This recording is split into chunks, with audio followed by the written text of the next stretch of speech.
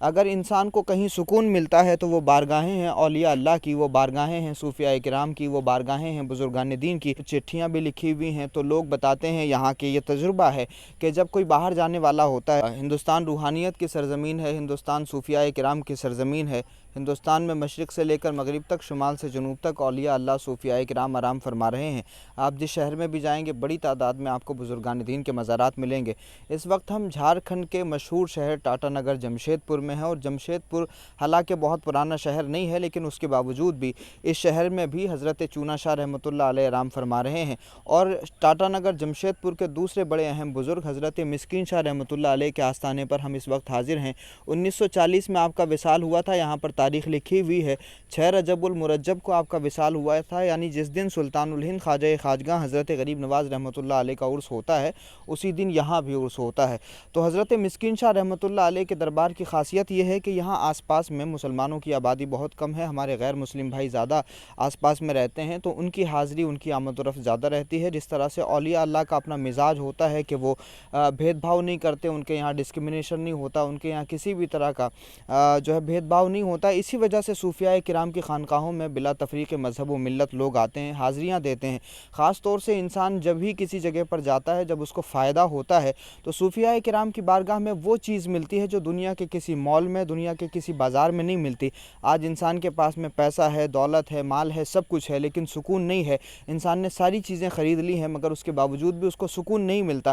اگر انسان کو کہیں سکون ملتا ہے تو وہ بارگاہیں ہیں اولیاء اللہ کی، وہ بارگاہیں ہیں صوفیاء کرام کی، وہ بارگاہیں ہیں بزرگان دین کی۔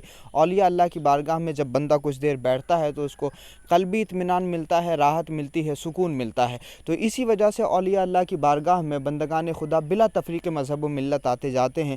یہاں ہم نے دیکھا اندر کچھ چٹھیاں بھی لکھی ہوئی ہیں تو لوگ بتاتے ہیں یہاں کے یہ تجربہ ہے کہ جب کوئی باہر جانے والا ہوتا ہے، جمشید پور کی خاص طور سے آبادی جو ہے وہ باہر فورن میں زیادہ کام کرتی ہے، یعنی یہاں کے جو بچے نوجوان ہیں وہ دبئی میں، قطر میں، دوحہ میں، الگ الگ دنیا کے الگ الگ شہروں میں جا کر کے جاب کرتے ہیں۔ تو اگر کسی کو کوئی پریشانی آتی ہے، کوئی دقت آتی ہے تو وہ تمام نوجوان اپنی عرضی یہاں لکھ کر کے جاتے ہیں، اور یہاں لکھ کر کے جانے کے بعد میں یہ تجربہ ہوا لوگوں کو کہ جب یہاں عرضی لگا دی جاتی ہے تو پھر ان لوگوں کا کام بہت جلدی ہو جاتا ہے، اور وہ لوگ، وہ نوجوان، ان کے لیے نوکری کے انتظامات ہو جاتے ہیں اور وہ پھر جلدی ہی اپنی جاب حاصل کر لیتے ہیں۔ تو چونکہ جس طرح سے دنیا میں ہر انسان اپنے دوست کا بڑا خیال رکھتا ہے، اگر دوست کا ریفرنس کوئی دے دے، دوست کا کوئی وسیلہ دے دے تو انسان جو ہے زیادہ اس کا احترام کرتا ہے اور عزت دیتا ہے آنے والے کو، اسی طرح سے اللہ رب العزت کے یہاں بھی دوستوں کا وسیلہ بہت کام کرتا ہے۔ اللہ رب العزت کو اگر اس کے دوستوں کا وسیلہ دے کر کے دعائیں کی جائیں تو اللہ رب العزت کی بارگاہ میں وہ دعائیں بڑی مقبول ہوتی ہیں۔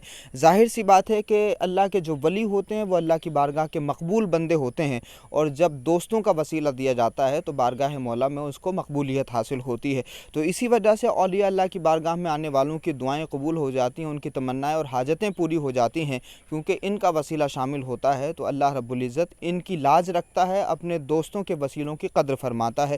اسی وجہ سے بندگان خدا یہاں آتے ہیں۔ اسی طرح سے اس ٹاٹا نگر جمشید پور میں اور بھی بہت سارے اولیاء اللہ ہیں، انشاءاللہ ہم جلدی ہی ان تمام اولیاء اللہ کے مزارات پر حاضری کرائیں گے۔ سونو بھائی ہمارے ساتھ میں ہیں، شہباز انصاری صاحب ہمارے ساتھ میں ہیں، احسان بھائی ہمارے ساتھ میں ہیں، اور کیمرہ جن کے ہاتھ میں ہے سونو بھائی کیمرہ پکڑے ہوئے ہیں۔ تو یہ تمام قافلہ ہر جگہ اولیاء اللہ کا، صوفیاء کرام کے ماننے والوں کا ہمارے ساتھ میں ہوتا ہے، اور ٹاٹا نگر جمشید پور کے یہ نوجوان ہمارے ساتھ میں ہیں۔ آپ بھی ان کے حق میں دعا فرمائیں، آپ کے لیے بھی بہت ساری دعائیں ہیں۔ اللہ پاک تمام دیکھنے والوں کے حق میں ان بزرگوں کا فیضان اور سایہ جاری رکھے۔ بہت شکریہ۔ السلام علیکم ورحمۃ اللہ۔